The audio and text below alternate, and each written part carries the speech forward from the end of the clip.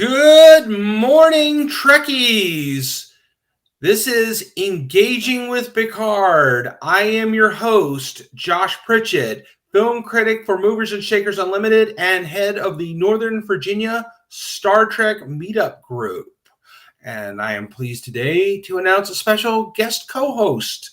Joining us today is a fellow member and longtime friend of mine from the Northern Virginia Star Trek Meetup Group. He is a screenwriter, actor, film director, and a longtime Star Trek fan. Please welcome Harry Wilkinson. Hey, Harry, welcome aboard. We're having some. Can you hear me?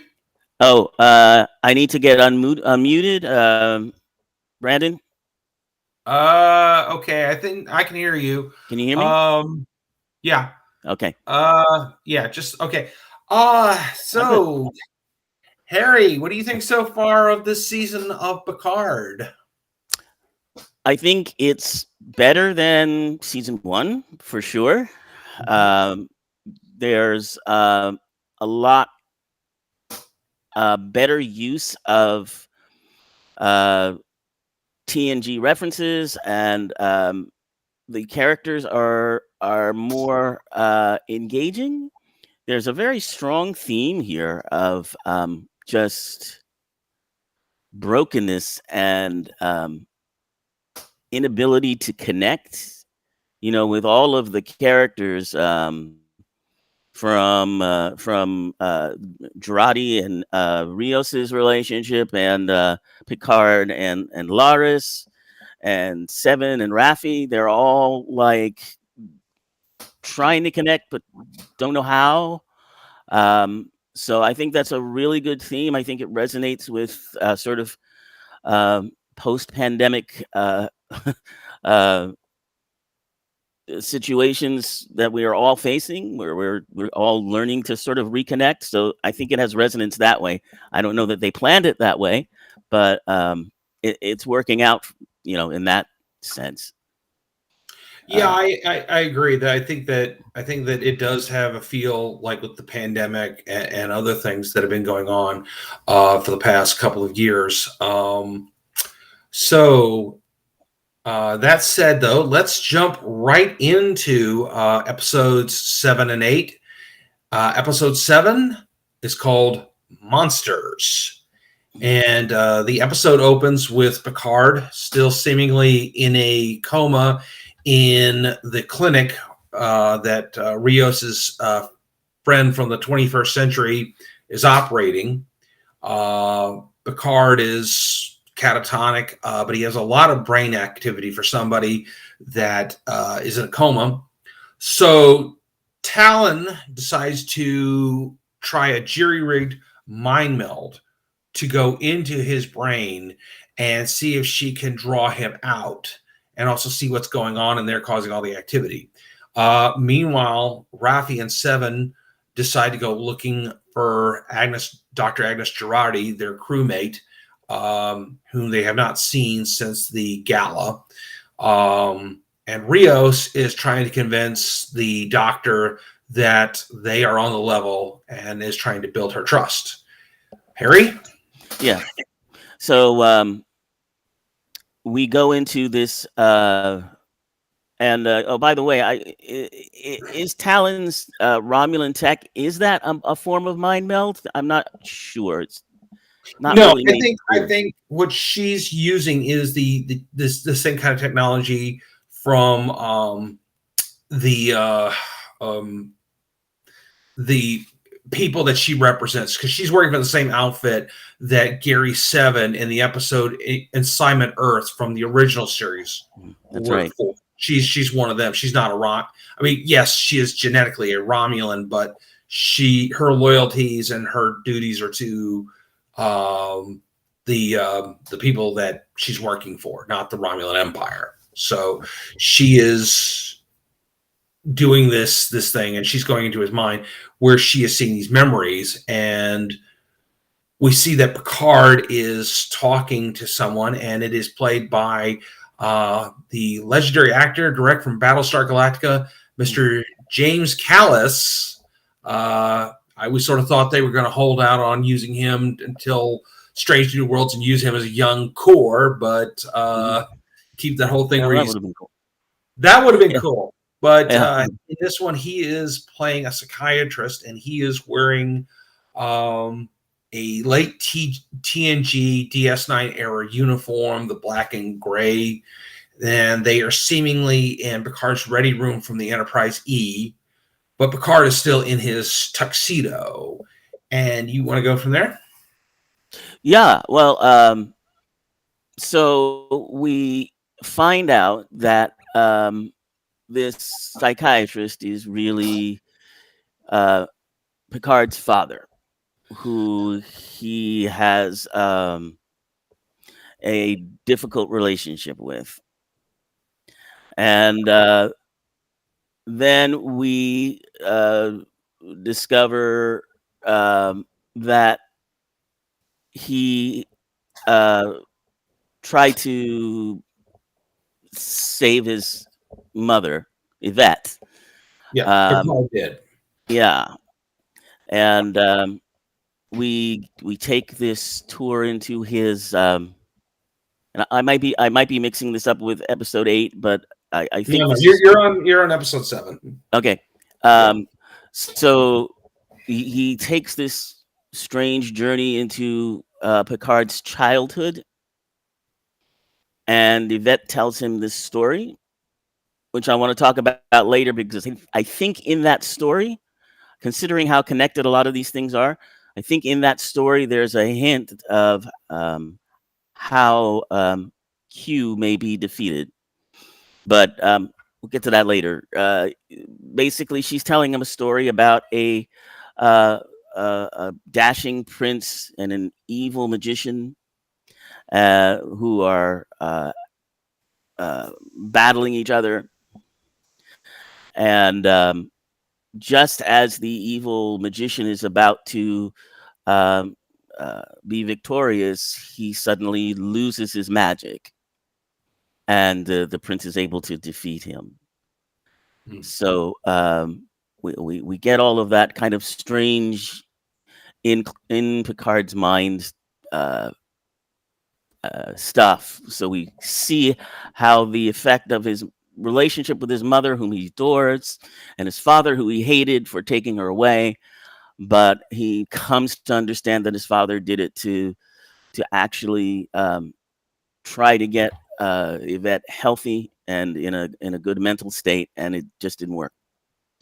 So Yeah. I guess what they're saying is this is the reason for Picard's inability to really let people in, and his inability to take his relationship with Laris where she'd like it to go. I'm guessing that's what they're hinting at with that. Yeah. Meanwhile, back at the at Adam Sung's estate, Corey is starting to have questions about herself, and she comes across several video files that her father did, which include images of her that she does not remember, but they're clearly her as a little girl, but her father keeps calling her by other names that are all Greek goddesses that were the daughters of Zeus. And eventually Corey figures out that, or at least starts to get an idea that she has actually been an experiment of her father's, not a real person. Well, I don't want to say not a real person, but she was not, born in a traditional manner. So just say, and it obviously frightens her. She's realizing that her father's been going around playing a god all this time. That he's quite arrogant, and it kind of goes back to what we talked about in the last episode about the Frankenstein complex that Adam Sung, and I think in general many of the Sungs that will follow him from Adam to Noonian, Yeah. yeah, Yeah. 24th century are going to have. Right. So, meanwhile, And isn't she's sort of a prototype for Soji, isn't she, from season one? I don't know necessarily prototype, but there's definitely a connection there somewhere. We know Data, from what Picard said in season one, Data had always wanted to have a daughter. So somehow that has carried over from Adam Sung to Data. Hmm.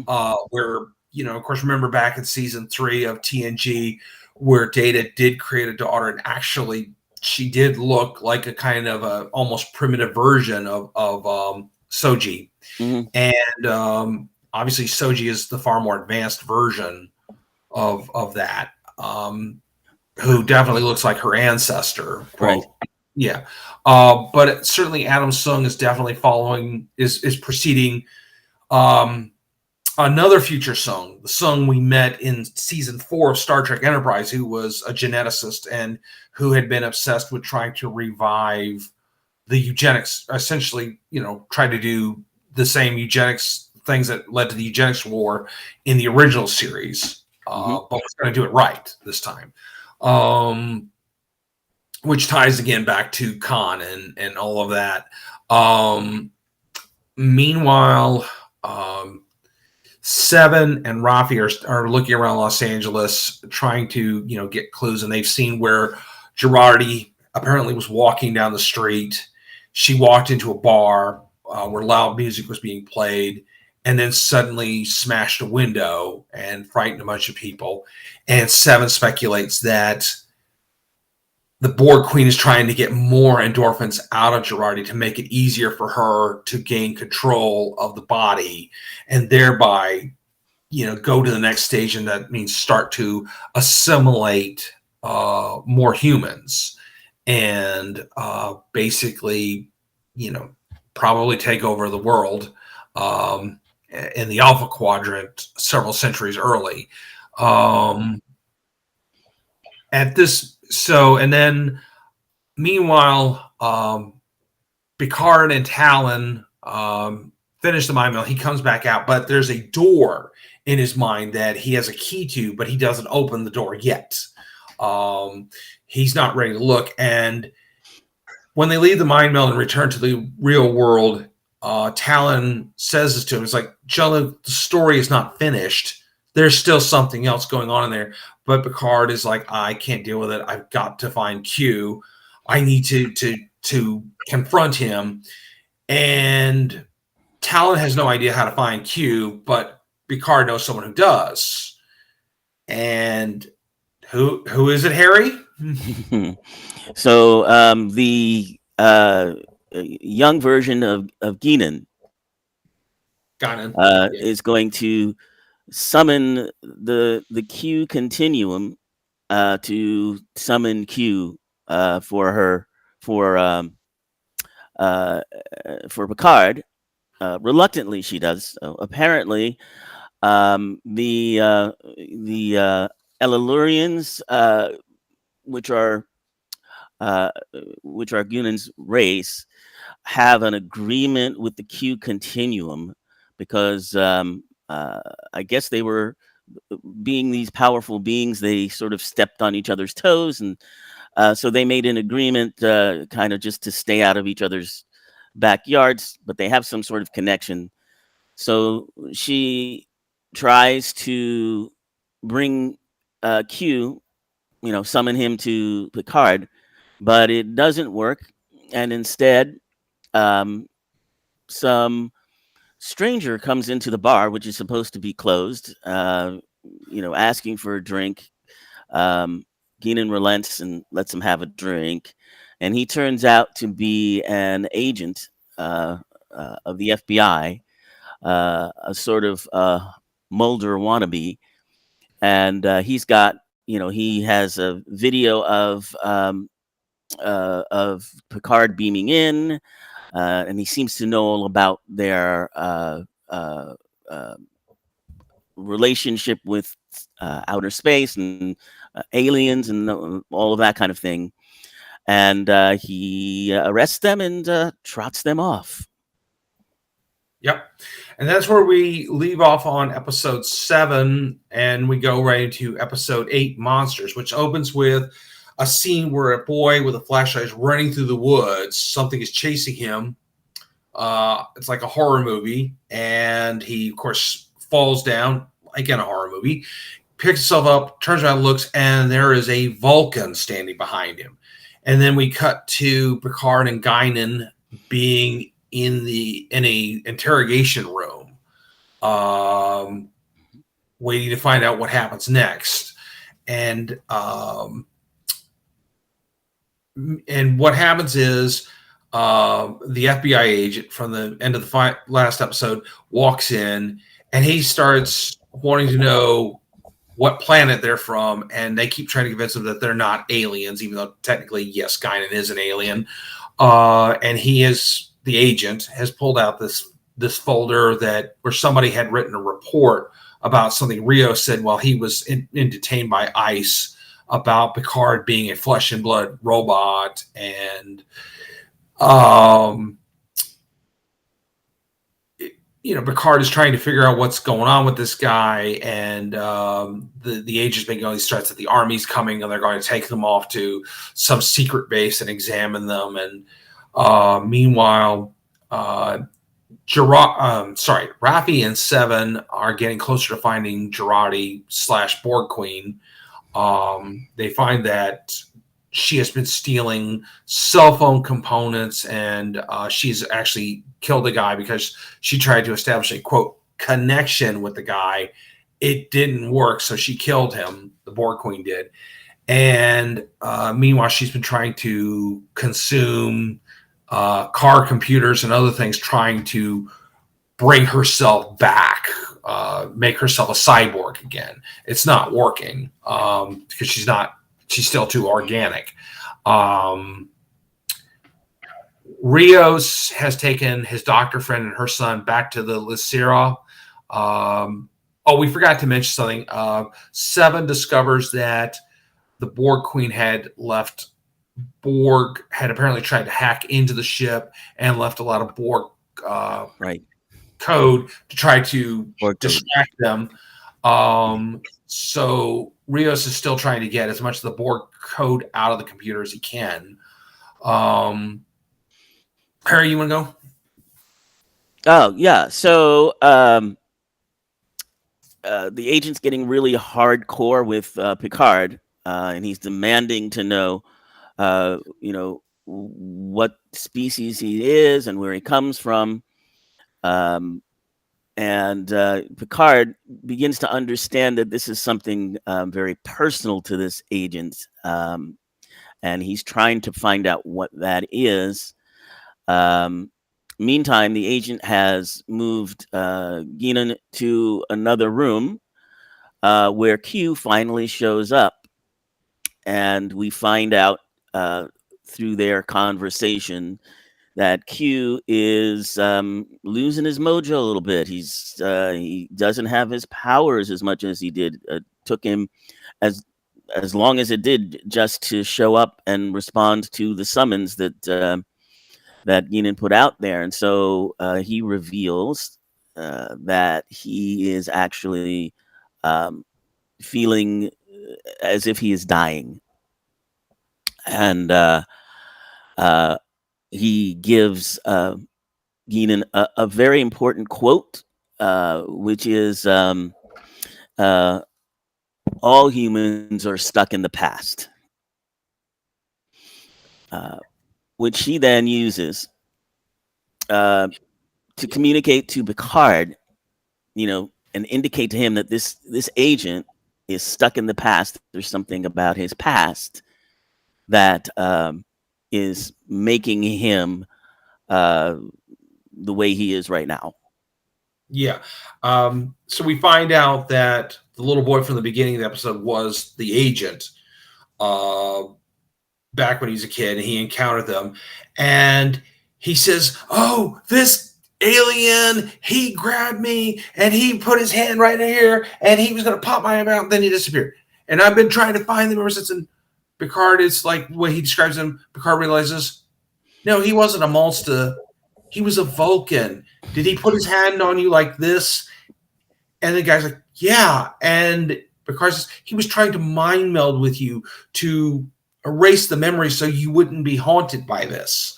He didn't mean you any harm. And he said, and Picard confides in him that he's from the future, Picard is, and that he is there to save the Earth. Meanwhile, Captain Rios has discovered that there's still a lot of lingering Borg code and that they can no longer use the transporter. Picard and Guinan are released. They meet up with Seven and Rafi. Picard says, we're going to have to use Talon's transporter to get back to the Lysera, because that's going to be the Borg Queen's next move. Meanwhile, Borg Queen / I'm sorry, I forgot one thing. Corey confronts Adam Sung. Oh, that's a big one. Yes, that's a huge one. And they have it out, and Sung goes melodramatic and says, without me, you have nothing. You are nothing. And of course, that's the wrong move. Corey no longer gives a darn, and she leaves the house having taken a cure that Q has provided. Apparently, at one point, she interfaced with virtual reality into her father's lab, where Q had apparently left her a vial of the actual cure that would fix her condition. Mm-hmm. Excuse me. With a note on it saying freedom. And so, of course, she uses it on herself, and suddenly she no longer has an allergy to sunlight or to air. She can walk outside. Nothing is going to kill her now. She's perfectly safe. Adam, in the meantime, has fallen into a depression because his creations walked off and left him, and he realizes he has handled this whole thing badly. But then he gets a surprise visit from the Borg Queen, who needs access to his technology. She has realized that he is the only who has technology and resources that she can use. And with his help, she is able to develop nanoprobes that she uses on herself. And then he gets her several special forces guys from his connections in the military. Excuse me again.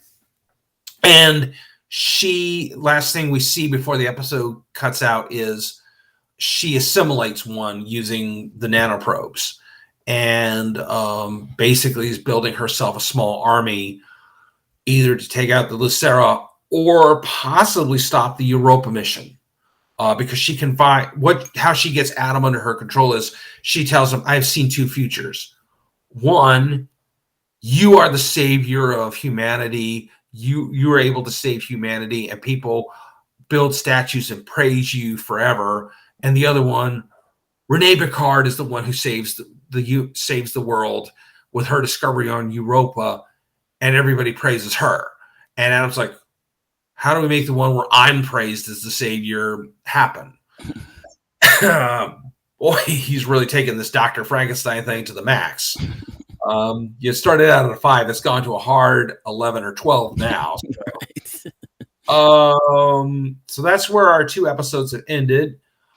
So I think she says in the one future where he's the hero, she claims that he saves mankind, and in the other future, everything kind of falls apart. So she's lying to him to get him.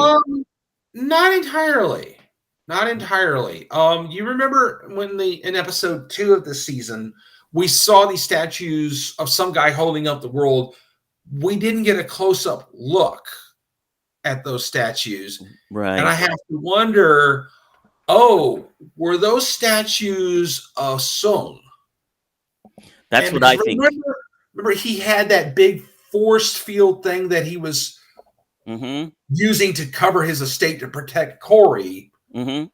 And then Picard sees a very similar force field surrounding the Earth. That's right. In episode 2. Right. Q points out Well, in this reality, they didn't actually save the world. They're just keeping the damn planet on life support at this point. Right. And so I think that's the future where he's the hero and those Yes, statues are his. yes, that's where we're exactly. And at the same time, there's another thing. Now, they don't explicitly say either one, but they also have the thing with the FBI agent and his paranoia about the aliens. Mm-hmm. What if that's where the xenophobia begins? That this guy gets proof that aliens are real and, quote, hostile to humanity. And at the same time, Adam Sung has developed this force field technology that keeps the Earth on life support. And it begins sort of launching this hostile version of the human race that goes out and begins conquering the rest of the galaxy because they see everyone else as a threat because of these two individuals, because of the FBI agent, because of Adam Sung. That's a good possibility. Yeah, because I think that that one kind of was. Here's been the big thing that I think has been complained about, and this is part of my awesome and not so awesome stuff, but that has been this season is the story's not moving fast enough. What the heck is going on? We keep going, it's like, we keep having cliffhangers and lots of actions, like 24 here, but we're not getting much story here. What's going on? Would somebody please resolve something? And then this episode 8, they resolve some stuff. Three things come up. Now they're kind of subtle. Picard doesn't, connect point A to point B to get C, where he's like, oh my gosh, I've just stopped the guy who created the whole xenophobia thing. This is probably the guy who gets it started, and I've just talked him off the ledge. Good for me. God, that's my really awful Patrick Stewart impersonation. Okay. Keep working on it. I'm going to keep working on that. I've got the hairline down, bad, but I don't. So we've got that. I think that's what we're saying. We found out why why Q is acting the way he is. He's dying. Or he's about to die. And this is happening. He's losing his powers. Everything is just going to heck in a handbasket for him. But he's trying to make amends. He has one opportunity to make amends for all of this, everything he's done, because he's scared, but he knows he's both scared and excited at the possibility that, oh, hey, I'm dying. So we resolve that.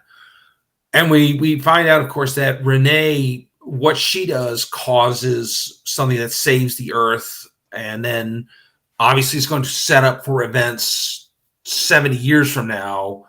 Sorry, I didn't say it enough. When Zephyr Cochrane will launch the Phoenix and meet the Vulcans. And we go down the road towards the Federation and the utopian world that we know. So in this timeline, so here's where some of the confusion comes in, because in Star Trek history, we're in 2024. And the good thing is it keys into the DS9 episodes, past tense, where Cisco beams down to San Francisco in 2024, and the situation on Earth is very similar to what's going on in LA with Picard. There's this vast homeless population. There's this sort of dystopian government that's taking over things, and the Bell riots are going to change everything. But now, since Q has changed the timeline, assuming most of what happened in like TNG and DS9 didn't happen, or at least didn't happen in that way. So are the Bell riots going to happen in 7 years? Well, we're right between the eugenics wars, which should have happened in the 90s, and when World War III is supposed to start in just a few years, like 2 years from that time. So it's unclear with this changed timeline, does the World War III ever happen? Maybe not. Well, I don't think that Q has changed the timeline. I think the Bell rides are still going to happen, but I think whereas certainly in the 1990s, yes, the eugenics war and World War III were supposed to have occurred, and obviously here in the real world they did not occur. I think they've been pushed back a little bit, so maybe just the dates have changed, because I've been sort of alluding to this the last few weeks, is that Corey and what Adamson do is what is going to lead to the eugenics wars, even though there are strict prohibitions against it. Now, I mean, I might be wrong. I mean, that scene where Leah Thompson is on that board of directors a couple of episodes ago and yelling at Sung that it's violating this accord. Okay, wait. Have the eugenics wars actually happen in that world? Because that's why they would have the accords, right? The eugenics wars would happen.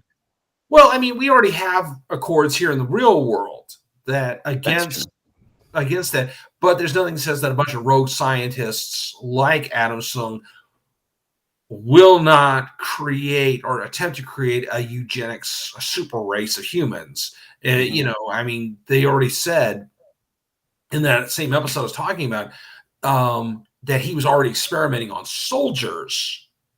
Okay, do we know if one of the soldiers might not be named? Wait for it. Right. Sorry. Yeah. Okay. I think you just blew out some speakers there. Yeah. So yeah, that's my system today. So yeah, I think we're starting to get some stuff answered. It's just they're not being very obvious about the answers. And I like that. What else did you like before we get into the not so awesome? Oh, okay. So I do like the Girardi with a side of Borg thing that's going on. I think that's kind of cool.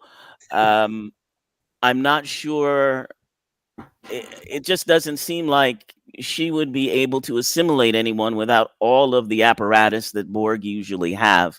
But I guess they're trying to solve that problem with her consuming of lithium and ion batteries and things like that, which apparently allow her to make some sort of connection where she can assimilate. So I think that's kind of cool. So essentially you have two villains, if you want to include Q as a villain as well. Well, actually three, because you've got Sung, you got Q, Borg Queen.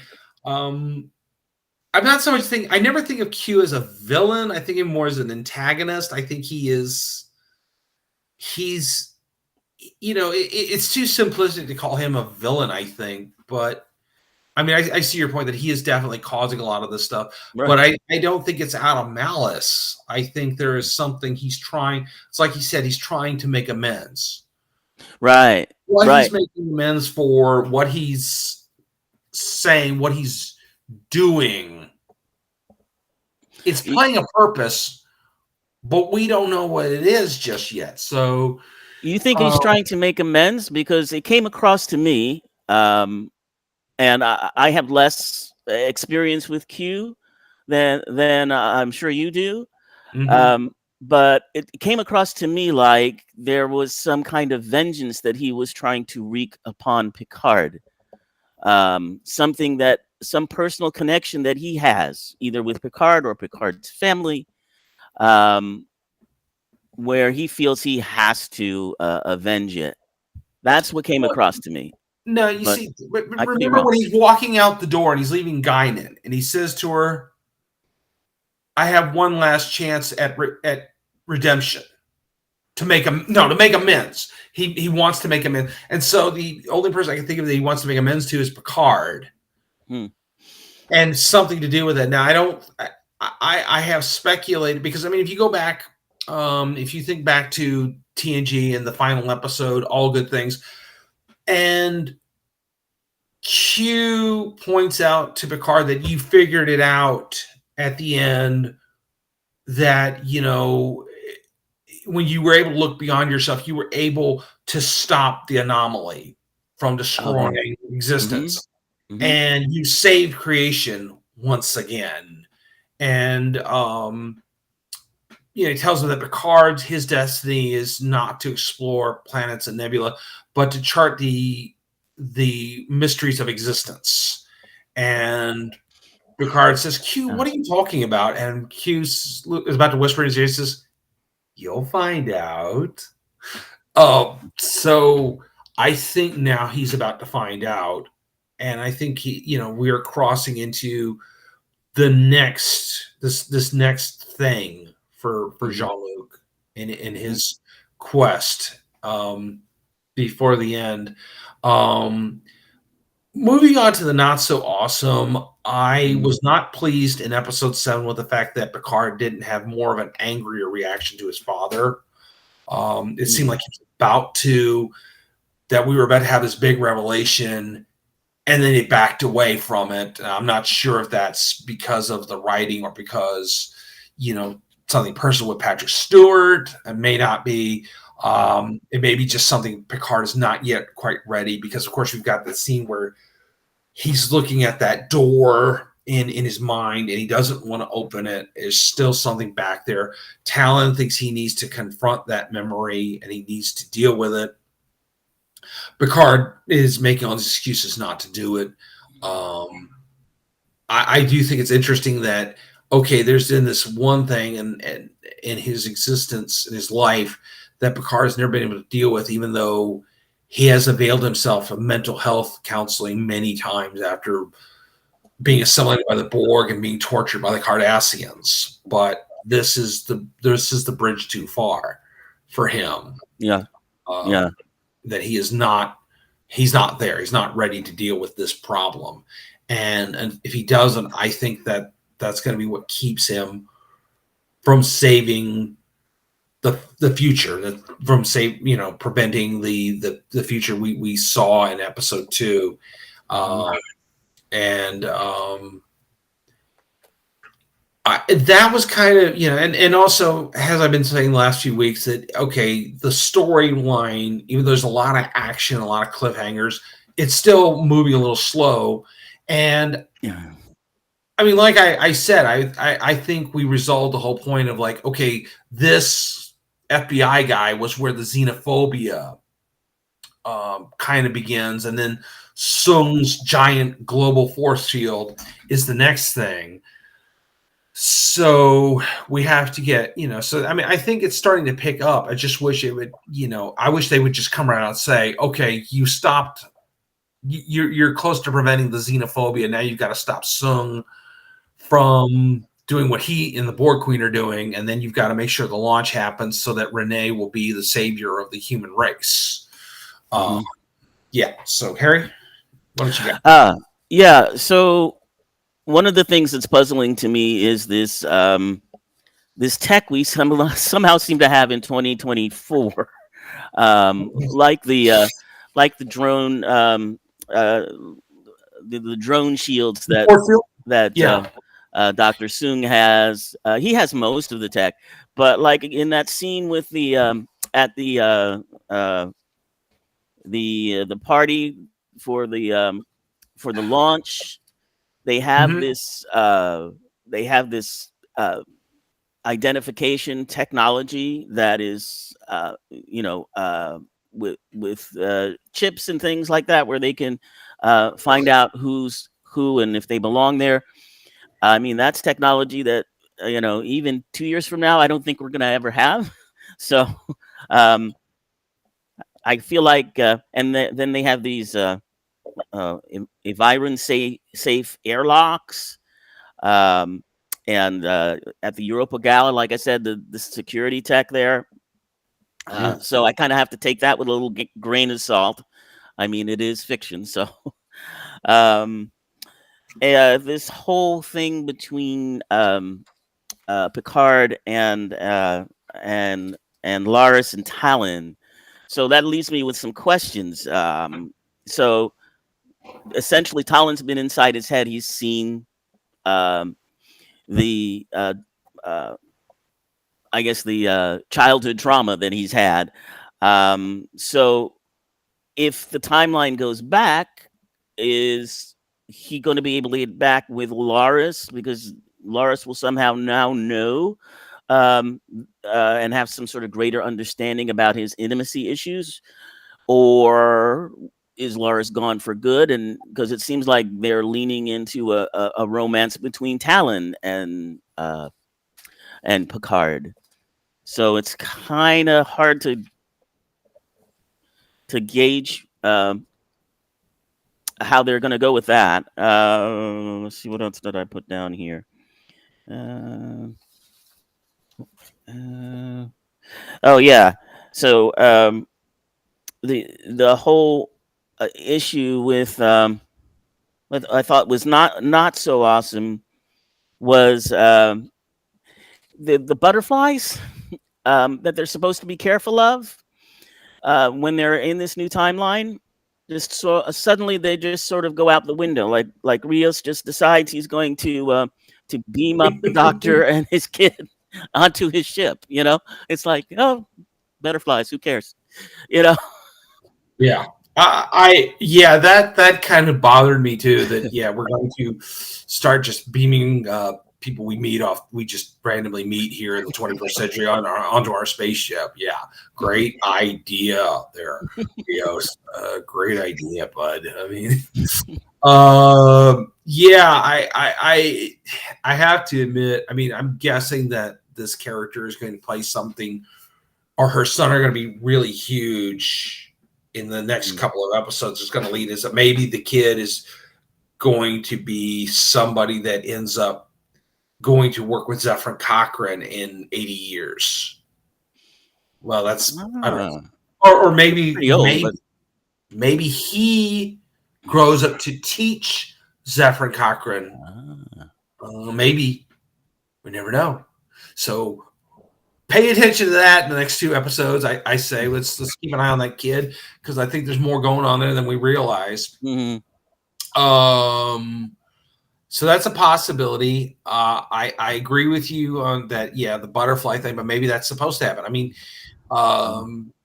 maybe this is all supposed to be predestined, that Picard and crew were meant to come back and stop the xenophobia, make sure Rene Picard went to Europa, prevent Adam Sung from doing what he does. But we're still going to have the Bell Riots. We're still going to have the Eugenics War, the /World War III. I kind of always thought those two were the same thing. Yeah. But so I have a theory. So I want to circle back to that little fairy tale that Yvette was telling Picard about, because I think that there are hints in there. Like I said, there's the heroic prince and the evil sorcerer, and the evil sorcerer's magic is suddenly gone. So I think in the story, Picard is the prince, and the evil sorcerer is Q, because Q is now finding he suddenly doesn't have his powers. So that leaves us with the idea that somehow either, and these are the 2 theories I have. So the Q continuum might be claiming Q's powers back, because she says his magic is stolen back in the very manner that he had arrived by it in the first place. So, and we don't really know too much about the Q continuum, because they haven't really delved too much into that in Star Trek canon. But it's possible that they may be taking his powers back, or maybe the continuum itself is starting to unravel. And if Q dies, then maybe the timeline just goes back to the way it was, because he doesn't have his powers and he's not there anymore. Yeah. Well, in physics, of course, there is a thing there about what you're saying, where energy cannot be destroyed. so it can only change form. So yeah, maybe it is possible that the continuum is absorbing the last remnants of him back into themselves. But then again, they've only, as has Guinan pointed out, and this goes back to Voyager, when there was a civil war between the Q. The Q cannot just die of old age. They can kill each other, but they can't just die. Well, now, okay, apparently this is happening, and I don't know if they're going to reveal that, oh, it has something to do with the events that happened in Voyager. It's very possible. I mean, you know, a lot of the writers that are working on Picard are very versed in the realm of Star Trek. And I'm sure Jr.analyzes might make mention of that, you know, because he has a tremendous memory.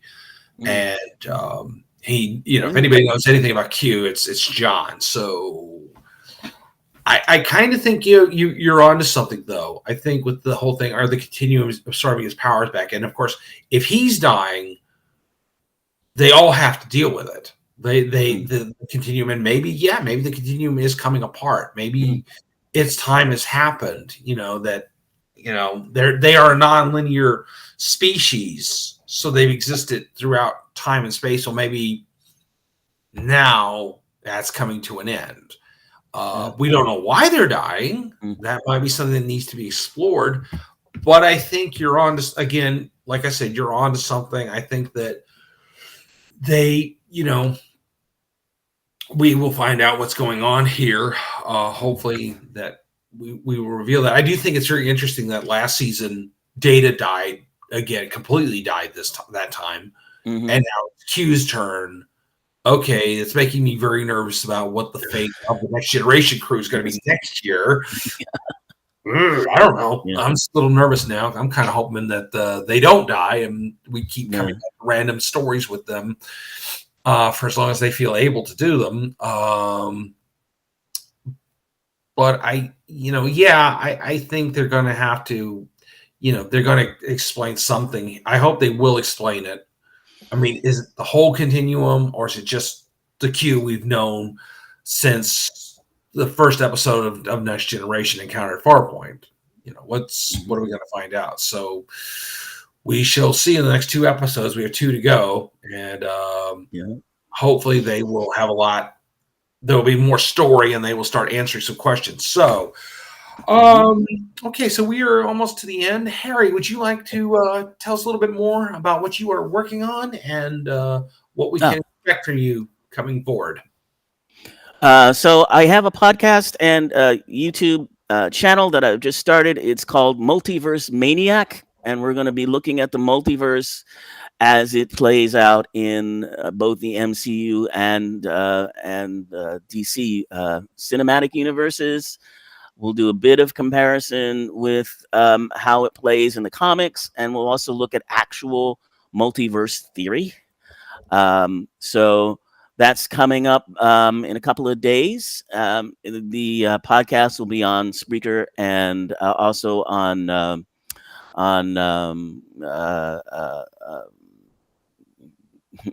the streaming services, all of them, wherever you get your podcasts. Yes. And then I'm also got a screenplay in the Nickel Awards, Academy Awards competition.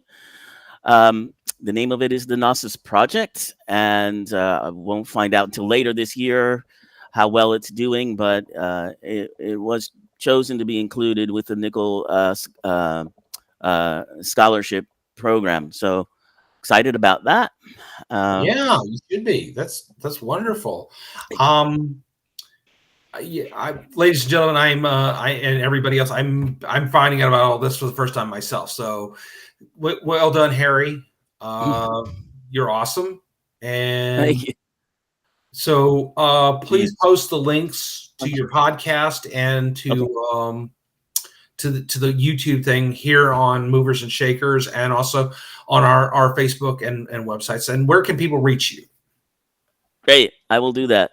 Thanks so much for having me. Yeah, sure. And Harry, before you go, tell us how we can reach you again. You can reach me via Twitter at hwilkie7361. And you can also hit me up at my Facebook page, which is a Metaphysical Media. Uh, so just type in Metaphysical Media, you will find my page. Yeah. And Harry, if you don't mind, just on a personal note, go ahead and advertise it on our Northern Virginia Star Trek meetup Facebook page and invite everybody to come join there. Yeah, go ahead and just I'll do that too. Okay, so we are going to wrap this up now. And as always, you can find my book, Bigfoot and Other Tales of the Supernatural, available on Amazon and Kindle. I am at Josh Pritchett, Jr. on Facebook, and I am also at Twitter at Pritchett6545. And I am also, you can also reach me at on meetup at the Northern Virginia Star Trek meetup group. If you are interested in joining us, we have a lot of exciting and fun events coming up throughout this year, including we will be going to see Doctor Strange, Multiverse of Madness, just a cited Harry's thing, on May 7th. And if anyone would like to join the group and be part of that, we'll also be going to AwesomeCon, Shore Leave, various other cons throughout the year. So hit us up, and we love talking to people about Star Trek. So until next week, when we will be looking at episode 9, I'm Josh Pritchett. I've been with Harry Wilkerson today. So